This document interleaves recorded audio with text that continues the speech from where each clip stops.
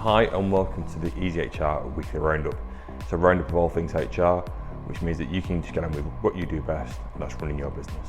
This week the government responded to the independent report in relation to menopause in the workplace. It's an increasingly complex environment at this moment in time, with a 44% increase in the number of tribunal claims citing menopause as a reason for the claim. And additionally, a number of employers are taking steps to educate and support employees in relation to menopause.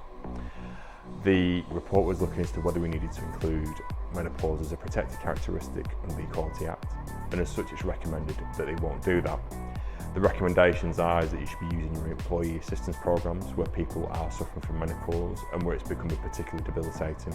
And in those situations, you also need to be looking at occupational health as well.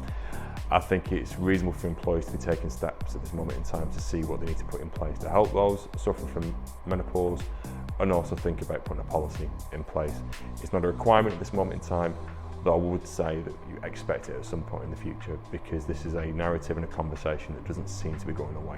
The government have responded this week on their 2018 consultation in relation to employment status.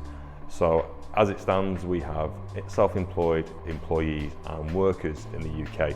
Now, generally, the most problematic part has been the worker group, because you generally talk about the Deliveroo, the Uber, the Uber Eats type individual. Now, in the response from the government, they've said they're going to do nothing. They said they don't feel it's the right time and they need to focus on the pandemic response at this moment in time.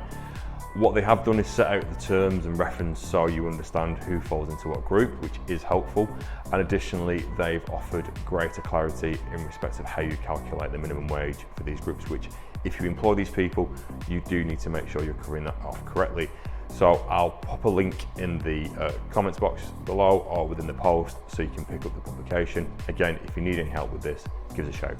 That's it for your EZHR Weekly Roundup this week.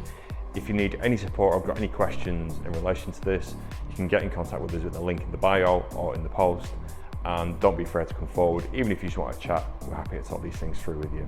All the best, and we'll see you next week. Bye.